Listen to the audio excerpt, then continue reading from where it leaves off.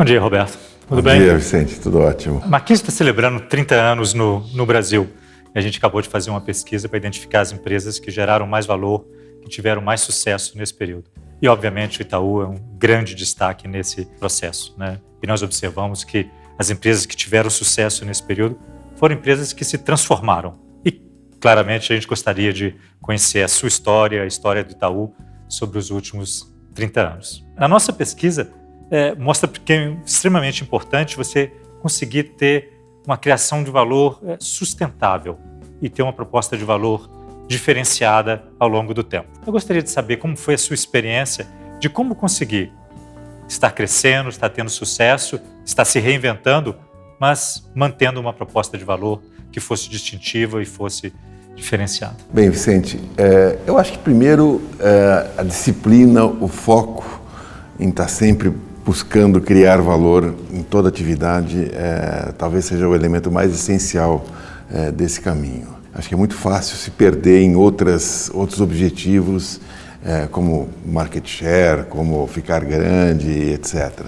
E acho que a gente conseguiu, de fato, manter isso comprando outros bancos, indo para outros negócios, outras atividades, mas sempre com foco em criar valor. Acho que é o principal driver desse caminho, tá? Dessa jornada que o Itaú teve. Com toda a evolução, a tecnologia, havia uma preocupação grande em manter uma proposta de valor para o cliente. Como você conseguiu fazer isso? A nossa visão interna no banco é ser líder em performance e em satisfação de cliente.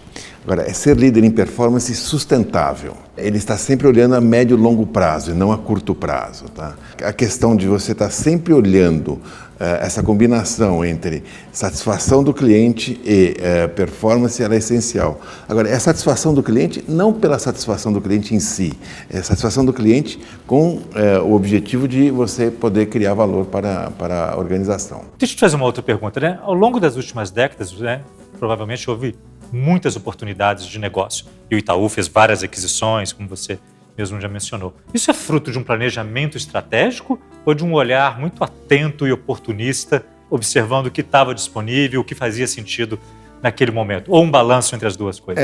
Talvez um balanço entre as duas, especialmente no sentido que o nosso negócio no banco, a escala é muito importante. Tá? É um diferencial, você tem ganhos de escala muito significativos com o tamanho, então isso te dá vantagens competitivas em custo, uma série de coisas. Este era um driver do banco. Tá? E havia o potencial da criação de valor pela escala. Né? E o Itaú sempre foi muito bom também nessa questão de comprar, integrar, reduzir custo. Acho que nós sabemos fazer muito bem isso. Tá? A aquisição bem feita é aquela que você perde pouco cliente e perde pouca gente na medida que o banco traga muita gente, tá? Como o BBA, por exemplo. E a fusão com o Unibanco? É um marco importantíssimo nesse processo, né? Como que ele encaixa nessa história, nessa trajetória? Eu gostaria de comentar um pouco a integração do BBA, que eu acho que foi uma operação assim, extremamente diferente de tudo que a gente fez até então, até aquele momento. O BBA não era um banco de varejo, não tinha custos relevantes a serem cortados, não era uma operação para ganhar escala do ponto de vista de custos. Tá? Era para ganhar escala, musculatura em termos de mercado. E, fundamentalmente, adquiriu uma expertise que a gente não tinha. Complementou muito bem a musculatura, digamos assim, que o Itaú tinha em termos de capital, em termos de capacidade de agilidade, de liquidez. E foi uma combinação perfeita na época. Né? E acho que tivemos um sucesso enorme, porque soubemos respeitar a cultura que estava ali, que era vencedora do BBA, e, vamos dizer assim, trazer os pontos positivos que o Itaú tinha e que podia aportar naquela operação e realmente alavancar. Foi um sucesso grande, foi um período de muita resistência, de certa forma, dentro do Itaú com aquela operação. Exigiu humildade, né, para aceitar o conhecimento. Exato, exigiu, acho que você colocou bem, humildade, aceitar que eles eram melhores. Eu lembro de uma primeira reunião que foi me perguntado isso, nós estamos adquirindo aí 90% do banco e eles vão administrar. Eu falei, olha, não é eles, agora somos nós, todos estamos Perfeito, em conjunto. Tá? Então eles passaram a fazer parte do nosso time. Tá? É evidente que tinha uma história, uma cultura diferente, mas houve uma integração espetacular a ponto do Cândido hoje ser o CEO do banco. Tá? Sim, eu acho que isso mostra o sucesso total da integração que houve, do alinhamento de culturas. Acho que levou a mudanças dentro do Itaú, a gente soube absorver essas mudanças e acho que foi muito positivo. Tá? E aí vem a operação do Unibanco, que você coloca, tá? Que também gerou mudanças muito significativas, porque não foi uma compra, foi uma fusão, e houve, vamos dizer assim, uma junção de culturas que não eram tão diferentes, mas tinham as suas diferenças. Eu acho que o Itaú sempre foi muito bom na parte operacional, na parte de execução, a musculatura do banco e tudo isso. E eu acho que o Unibanco tinha um foco em pessoas que o Itaú não tinha, tá? E eu que ao longo da minha, enfim, dos meus 23 anos de CEO, trabalhei com times fracos e times fortes.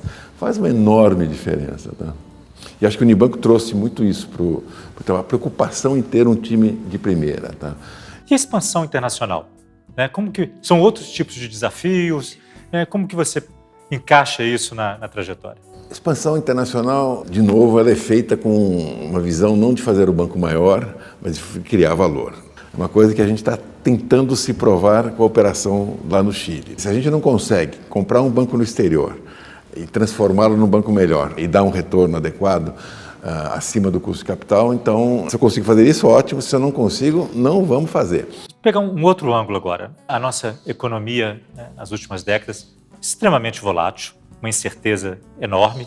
Eu queria saber como é que você lidou com essa incerteza, se teve momentos que você pensou que não ia dar certo, se teve momentos que você hesitou ao longo dessa trajetória. A instabilidade política, ela traz uma sensibilidade muito grande no mercado financeiro, especialmente com a questão externa, e isso cria tensões grandes no mercado. Eu sempre falo assim, banco é uma coisa absolutamente necessária em qualquer economia, portanto, terá que se viabilizar de alguma forma, tá? Eu nunca me assustei achando que ia dar tudo errado e que a gente ia ter um mega problema. Sempre fui muito confiante, conhecendo bem o banco, sabendo bem da estrutura. E eu acho que muito pelo contrário, talvez. Nós fizemos grandes transações em momentos de muita volatilidade e muita importância. O BBA foi feito às vésperas da eleição do Lula. Adquirimos o Bank Boston também já na reeleição do Lula. E o Unibanco foi feito em 2010, né? Também logo depois daquela crise, 2008, aliás, depois daquela crise enorme internacional. Por que a gente faz essas transações? É porque o banco estava muito capitalizado em todos esses momentos. Quer dizer, manter a empresa forte, bem capitalizada, te dá oportunidades muito grandes nos momentos de estresse. Qual o balanço entre crescer como você fez e manter uma estrutura de custo extremamente eficiente, custos extremamente baixos, que eu sei também que é uma meta que você sempre teve e se orgulha, né? Como fazer isso? Crescer e ao mesmo tempo cortar? Disciplina, foco em criação de valor permanente, tá? Qualquer empresa tem que ter diferenciais competitivos relevantes, tá? Nós temos um nível de eficiência maior que todos os concorrentes. Isso nos garante mais ou menos uns 2% de ROI, isso sozinho, a mais do que o principal concorrente, tá? Agora, por outro lado, o crescimento e o ganho de escala ajudam nesse processo. O banco cresceu bastante, mas ao mesmo tempo precisou, era necessário transformar a governança, transformar o modelo de gestão do banco ao longo desse período, né? Como é que você liderou que o modelo de gestão, a governança também evoluíssem nesse período? Eu sou um crente em governança. Acredito que as decisões têm que ser tomadas dentro das premissas e não em função de questões pessoais ou questões assim momentâneas, né? Eu fui ao longo dos anos estruturando o banco, a governança do banco operacional, através de comitês. Eu nunca tomava decisões sozinho fora de comitês, tá? Nunca. Hoje tem deve ter uns 25 comitês, tá? Que eu presidia. Qualquer tema no banco tinha algum lugar, alguma dessas comissões era o local adequado para discuti-la. Essa estrutura, muito bem implementada ao longo dos anos, foi criando essa capacidade do banco ir crescendo e mantendo uma disciplina no seu processo decisório, tá? Essa, vamos dizer assim, governança, ela de alguma forma ela dá um ritmo para o banco. As reuniões têm uma frequência bastante boa para que as decisões ocorram em tempo adequado, digamos assim, tá? A gente sempre soube, nas fusões, aquisições, sempre soube complementar e ampliar e melhorar a nossa cultura, a nossa equipe. Eu acho que isso sempre foi um elemento essencial, tá? Como que você montou a sua equipe ao longo desse processo, né? Primeiro, que tão importante é a equipe? Se você tivesse que dizer aí entre 0 e 10, qual a importância da sua equipe nesse processo todo? E como que você montou a sua equipe, né? Que características você buscava nas pessoas que você colocou trabalhando junto com você? Acho que a importância é 10, tá? De 0 a 10, não tem dúvida nenhuma que a equipe é 10, tá? E eu acho que você, para ter gente competente, você precisa certamente dar a oportunidade às pessoas crescerem, participarem, decidirem, terem responsabilidades grandes. E aí também remunerá-las bem, tá? A motivação delas vem de várias coisas. Eu acho que ao longo do tempo a gente foi transformando o banco muito dentro desses elementos, tá? A gente começou a trazer gente de fora também, em áreas que a gente precisava, que eram um tabu anteriormente. Na medida em que essa questão de criar valor vai se expandindo para todas as atividades, pessoas, tecnologia, satisfação de cliente, custos, enfim, tudo isso, no fundo, você tem esta amarração por trás que dá uma coerência na ação toda. A nossa pesquisa também mostra que as empresas que são mais bem-sucedidas são aquelas que não se deixam ficar refém do passado e que acreditam que repetir a mesma coisa vai levá-las muito longe. Então, é importante quebrar a inércia, em alguns momentos dar algumas tacadas e tomar algumas decisões diferentes que contrariam o que vinha dando certo até ontem, né? Na sua trajetória, houve momentos desse tipo, onde você teve? Eu acho que teve algumas transações com um nível de risco alto, tá? A primeira delas foi a que deu mais certo de todas, que o risco era tão alto, mas deu tão certo, que o retorno sobre aquele investimento foi extraordinário. Foi a compra do Banerj. O Banerj foi o primeiro banco estadual a ser privatizado. Nós somos o único banco que foi. No primeiro leilão... O único que participou do leilão. O único que participou do leilão. Compramos pelo preço mínimo e tal. O tamanho era o medo que os bancos, em geral, tinham de bancos estaduais, tá? Porque realmente tinha muito problema, muito problema. Só para dar uma ideia, nós tínhamos uma cláusula lá que porque o banco estava em greve quando ele foi no dia do leilão, 30 dias em greve e tal. Se a greve continuasse por um tempo mais longo, a gente tinha um direito de devolver o banco para o governo. Tal. O tamanho era o medo que tinha daquela... Eu acho que do ponto de vista mais operacional, estratégico, teve coisas que a gente fez que não deu certo. E acho que é parte um pouco. Você tem que tomar algum grau de risco. Mas eu sou contra fazer apostas, tá? Nós não estamos aqui para apostar o dinheiro do acionista, tá?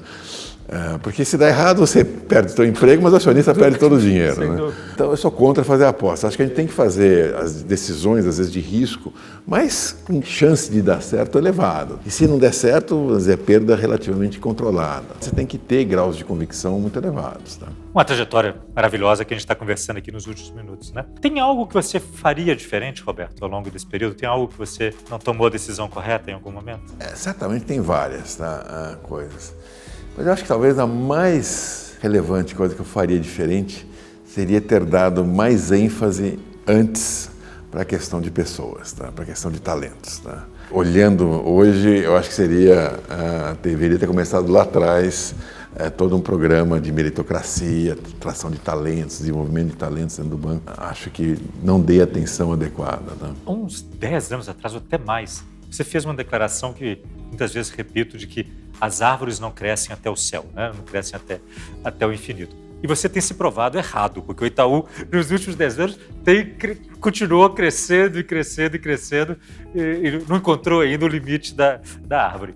Mas se você olha para o futuro agora, né? Como que você vê os próximos desafios para o Itaú, aonde que o Itaú pode chegar? Eu acho que nós, sinceramente, e infelizmente talvez, nós estamos perto desse teto, tá? Hoje, o Banco Central não vai autorizar a gente comprar absolutamente nada mais, tá? E já deixou isso muito claro. Essa transação da XP que está aí para ser anunciada foi a última coisa importante. Ele realmente vai nos limitar bastante no crescimento. A gente dependerá muito de crescimento orgânico do país para poder crescer.